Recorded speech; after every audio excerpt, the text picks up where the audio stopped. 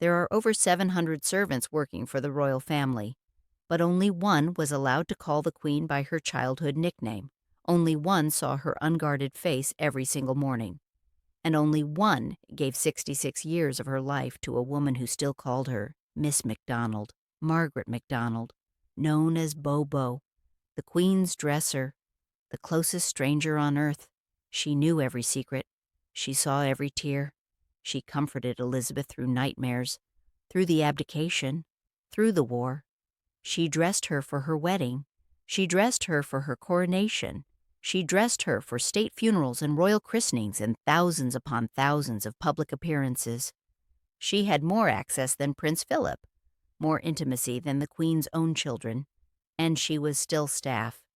Coming up tonight, we go inside Buckingham Palace to uncover the most disturbing relationship in royal history. A woman who sacrificed marriage, sacrificed children, sacrificed her entire identity for proximity to power. Tonight we pull back the curtain on the invisible cage, the architecture of devotion, the compound that extracts total loyalty and offers nothing but contingent rewards. This is the story of Bobo MacDonald, and the question it forces us to ask is this: was 66 years of service devotion? Or was it the longest hostage situation in British history? Let's start at the beginning. 1926.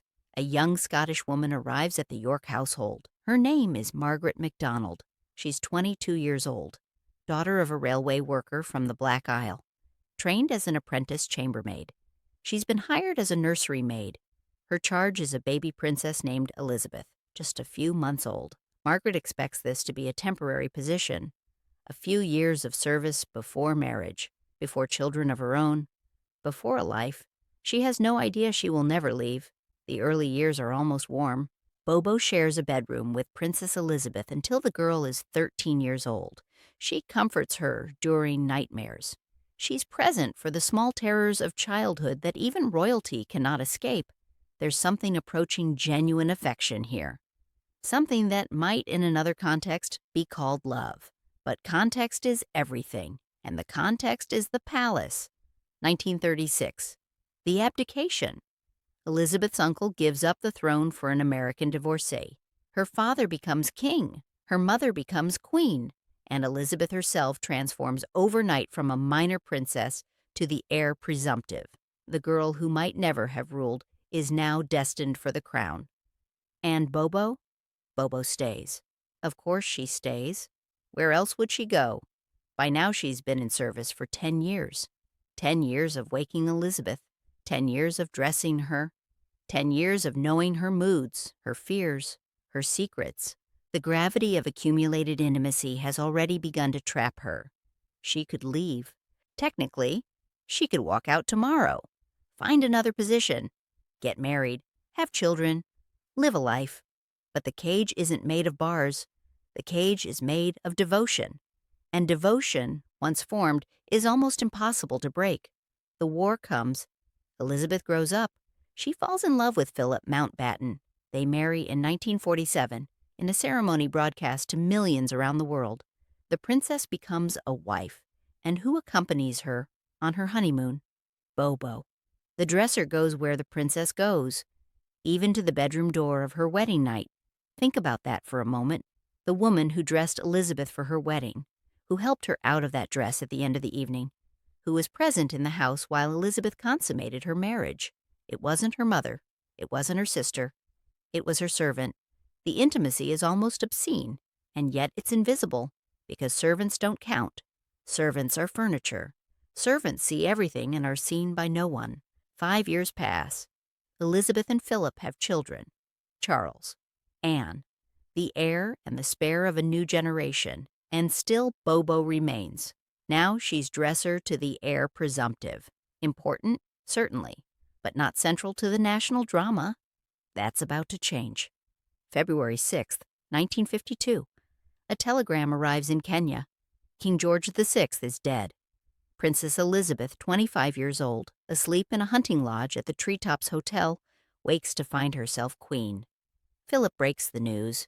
Witnesses describe Elizabeth's face as blank, controlled, already assuming the mask she will wear for the next 70 years. But there's one person in that traveling party who knows what lies behind the mask. One person who has seen Elizabeth's unguarded face every morning for 26 years. Bobo is there. Of course she's there. She had packed the bags. She had laid out the clothes. She had even packed morning clothes just in case. And now she watches as the girl she raised transforms into a symbol. The flight back to London is somber. Elizabeth wears black. Bobo dressed her in it. They land at Heathrow to face the assembled machinery of state. Churchill waiting. The cabinet waiting.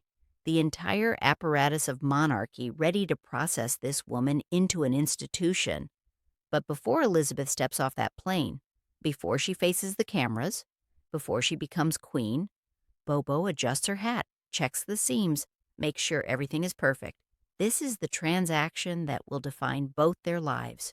Elizabeth will face the world. Bobo will prepare her to do so. The queen will be seen. The dresser will be invisible. The accession changes everything. Before, Bobo was dresser to an heir presumptive. Now she's dresser to the queen, the most scrutinized woman in the Commonwealth. Every outfit Elizabeth wears will be photographed, analyzed, criticized. The woman who manages that wardrobe, who sees the queen naked, who knows which undergarments she prefers and which shoes hurt her feet, that woman holds intimate knowledge of the most visible body in Britain, and she can never speak of it. Not to journalists, not to friends, not to the family she surrendered decades ago. By 1952, Bobo is 58 years old. She has no husband, no children, no life outside the palace walls. And she's just beginning the second half of her servitude. The irony of Bobo's position is devastating. Her intimacy with Elizabeth increases precisely as her status decreases. In the nursery years, when Elizabeth was just a princess, the relationship had warmth. They shared a bedroom. Bobo comforted her during nightmares. There was something almost like friendship, but as Elizabeth ascends, the formality calcifies. The queen cannot have friends among the staff.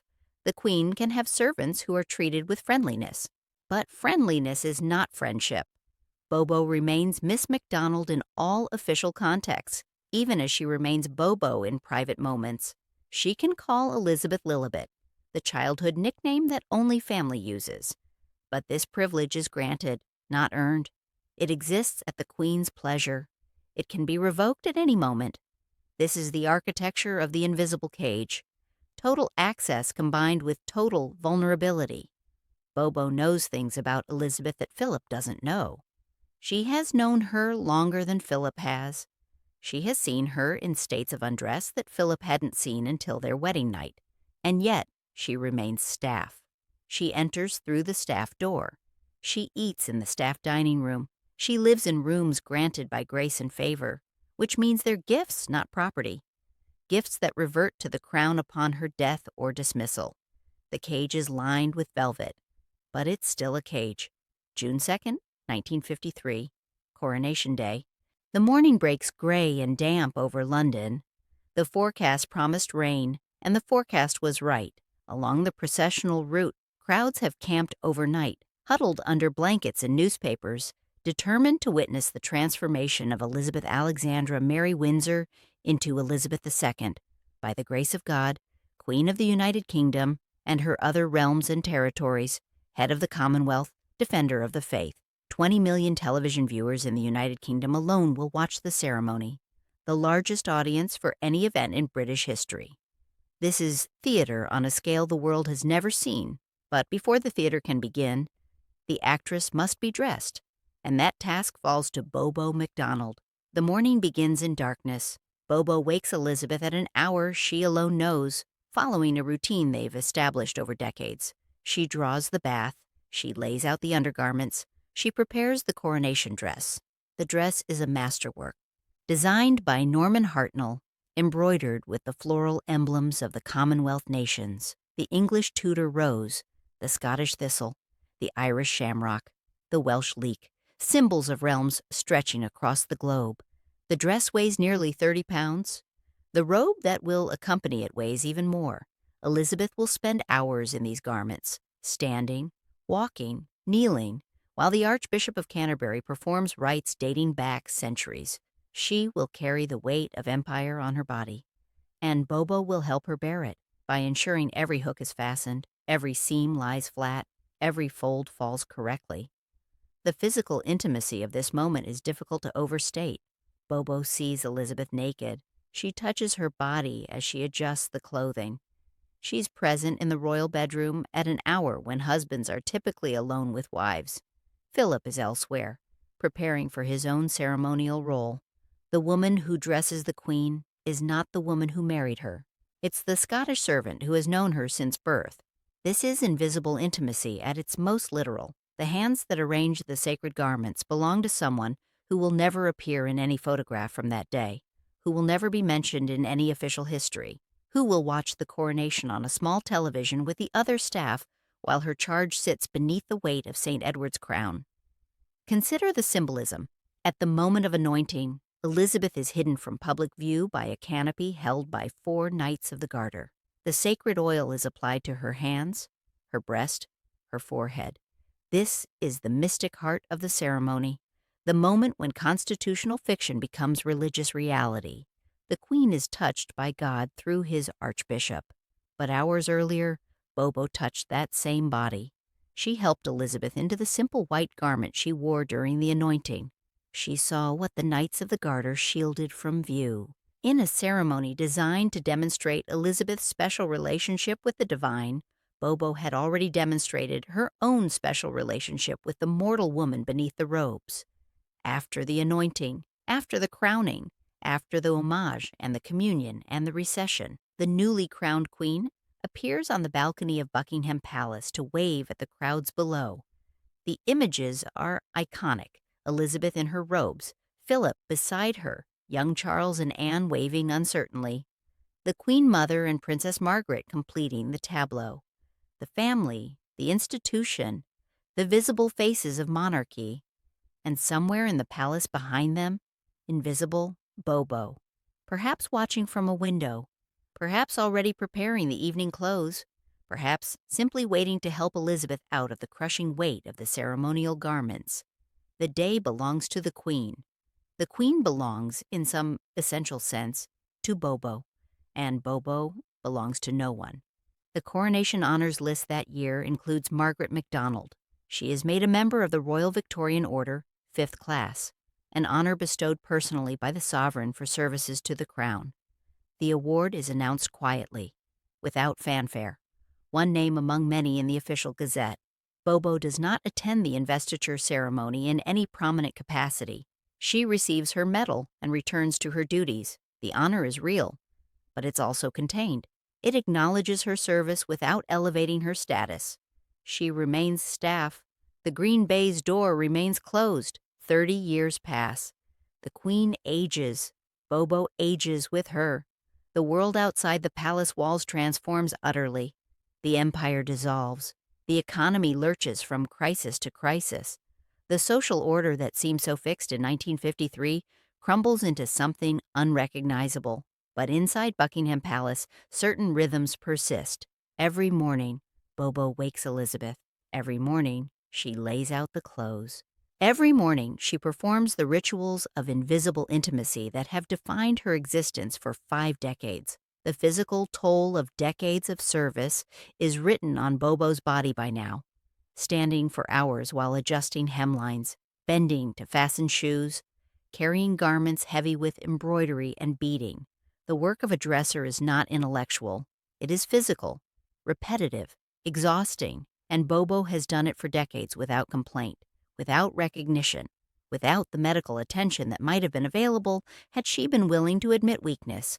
But to admit weakness is to acknowledge that she can be replaced. To acknowledge that she can be replaced is to confront the truth that her intimacy with the Queen is not unique, that it's a function of a role, not a person.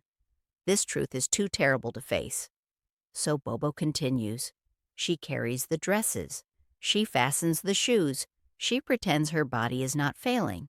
The smell of the Queen's apartments is one that Bobo knows better than anyone.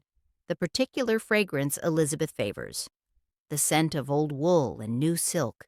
The subtle mustiness of historic buildings and the chemical tang of dry cleaning. These are the olfactory markers of Bobo's world. a world she has inhabited so completely that she has no other reference points. Her own room in the palace is reportedly spare, functional, containing few personal effects. What possessions would she accumulate? She has no family to photograph. She has no travels to commemorate. She has only service. Her room is a cell within the larger prison, comfortable but empty, reflecting nothing of the woman who sleeps there, because that woman has erased herself in the performance of her duties. What was lost when Bobo died? Not merely a servant, not merely an employee. What was lost was an archive, a living record of Elizabeth's private self that no historian could access, no biographer could interview, no journalist could quote. Bobo had seen Elizabeth before she learned to perform. She had seen the unguarded face, the genuine tears, the moments of uncertainty that even queens experience. She had kept it all secret, as she was expected to do, as she was required to do. And now the secrets were gone. The cage had finally opened. The prisoner had finally escaped. But the escape was death, and the freedom was silence. The institution endures. It always endures. The role that Bobo occupied for 66 years continues. Same role, same access, same invisible intimacy. The queen adapted. The compound continued. 66 years. The closest stranger on earth. She saw the queen's unguarded face every morning. She knew things Philip didn't know. She had access that exceeded that of blood relatives. And she was still called Miss MacDonald. That's the horror of this story. Not that Bobo was mistreated. By all accounts, she was treated well, with respect, with genuine affection. The horror is the boundary. Friendliness, but never friendship. Access, but never equality. Intimacy, but never identity. Bobo crossed every physical boundary, dressing the queen, seeing her naked, sharing her room through childhood. But she remained invisible as a person. The more access she gained, the more rigid the protocol became. The closer she got, the clearer the distance. Close, but separate, the green baize door, extending into the grave. There's a lesson here about institutions, about the architecture of invisible intimacy, about the psychology of people who knowingly trade identity for proximity to power. Bobo entered service at 22, before she had established an independent identity. By the time she might have questioned her circumstances, she was enmeshed. She had accumulated knowledge that made her valuable. She had surrendered years that could not be recovered. She had formed attachments that could not be severed without trauma. The cage formed around her, not through force but through gravity. The weight of accumulated intimacy that made leaving seem like betrayal. The institution reinforced this at every turn. Bobo was rewarded. Housing, income, honors, proximity to power. But the rewards were calibrated precisely to maintain commitment without satisfying it. She could not leave her housing without losing it. She could not seek employment elsewhere without sacrificing the relationship that defined her. She could not speak without breaching the expectation of discretion that made her valuable. Her rewards were contingent. Her identity was borrowed. Her existence depended, every day, on the continued pleasure of the woman she served. This is not slavery. Bobo was not coerced. She could have left at any point. She could have written a memoir. She could have sold her story. She chose not to. But the choice was constrained by circumstances the institution had created. She had been shaped by her service into someone for whom leaving was unthinkable. The cage was internal as much as external. The prisoner was willing because she had forgotten how to want freedom. She gave Elizabeth II 66 years of her life. Elizabeth gave her a grace and favor apartment, a medal, and the right to call her Lilibet, whether this exchange was devotion or captivity, love or exploitation, a life well spent or a life consumed. The question cannot be answered. It could only have been answered by Bobo herself. And she, characteristically, said nothing. The cage opens only one way. The prisoner escapes only through death. And the compound? The compound endures.